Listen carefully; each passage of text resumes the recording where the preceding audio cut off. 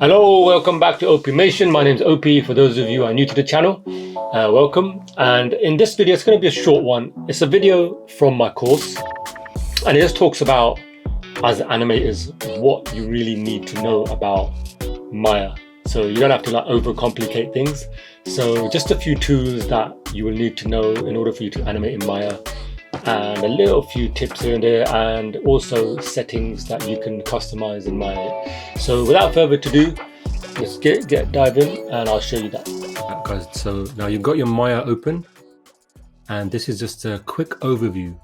Now, as animators, we're not going to overcomplicate. There's only literally 3 tools you need for animating. So this is going to be short and sweet, and you don't need to worry about all this other stuff.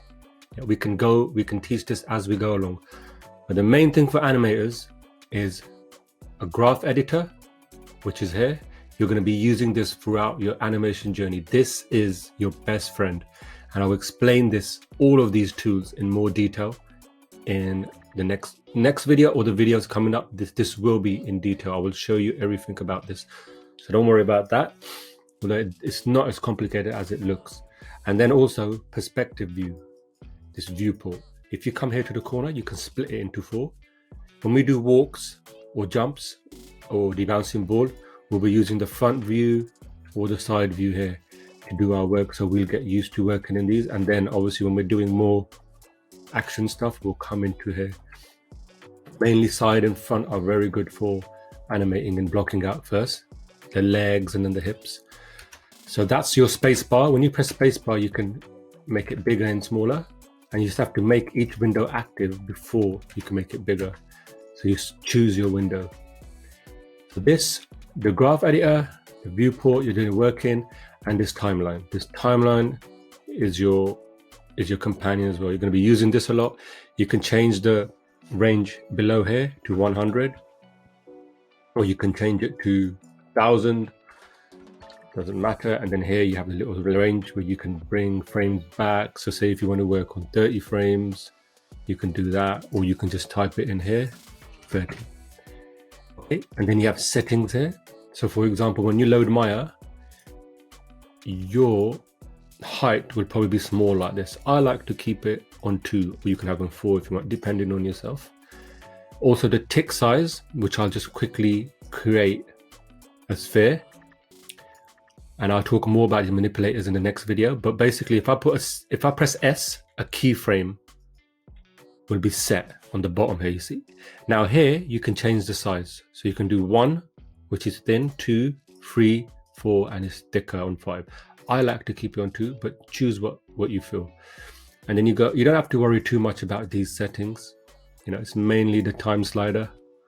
And if you want, you can interface here. Some people would like this cleaner, so you can just get rid of these, and you can see all the panels going away, or you can just keep them, depending, entirely up to you. And then here as well, you can get rid of all of these. Well, you need your time slider, but you can check all this off. So however you feel comfortable, you can do that. And also you can come in here and you can tear off windows, and then you can go here and you can press this top bit, which gets rid of the windows so they're floating.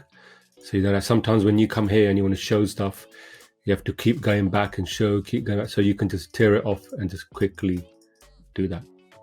So just to keep it simple, because you don't want to overcomplicate. Animation is very, want to keep everything simple in animation. Simple is the best. So the orbiting is done by pressing the Alt button and the left mouse key, and then your timeline at the bottom here, and your graph editor. That's all you're going to need, more or less. You won't need nothing else. It's very, very simple. All right, guys, I hope you found that useful. Hope you got some tips out of that. If you think somebody else would find some tips out of that, please like and share. Help grow my channels and help those algorithms and bump my videos up as it is. Currently what I'm doing is I'm making a documentary of my fitness journey. So I have a photo shoot on the 26th of September.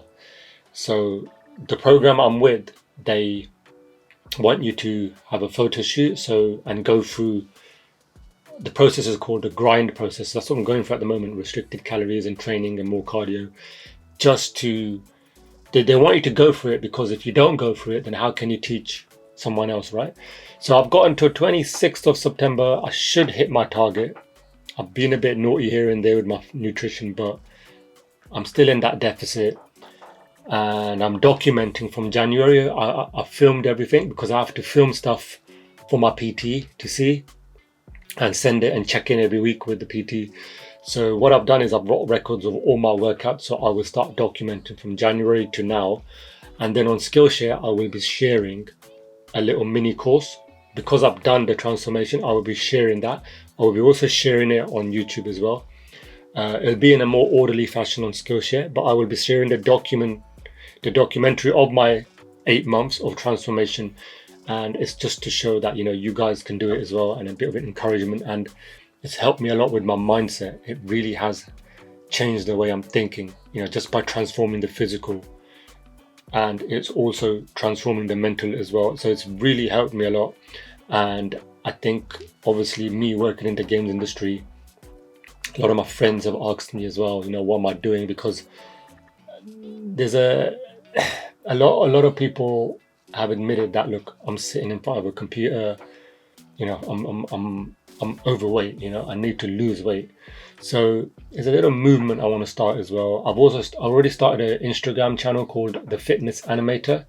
I'll put it down here, and I'm starting to put my workouts on there, and I will slowly start documenting everything, food, everything I eat, nutrition, calories and everything. But basically the whole workout program, it all comes down to a calorie deficit, but you will see more of that when I start making the actual little mini course. And the reason why I'm doing the course now is because I wanted to get the transformation done myself, so I can prove it, because the proof is in the pudding, right? I have to do it and show you. So I will, and when the photo shoot happens, I will show my body as well at that time how I am, so that you know it's a transformation that's happening now, right? I can show you, like I can show you now and everything, but I'll show you later on. I'll show you the photo shoot, and then I'll show you afterwards how I am as well. So, I mean, I want you guys to see that it's believable and you can do it in 8 months. I did it in 8 months, right? I was 106 kg. I'm 79.8 today. My PT said I need to get you down to about between 75 and 78 before you can start seeing the six pack, everything. Yeah. So this is more of a health thing I'm doing, and I'd like to start a movement in the gaming industry, animation industry, where we can start looking at a healthier way of working as animators, artists, wherever. Yeah.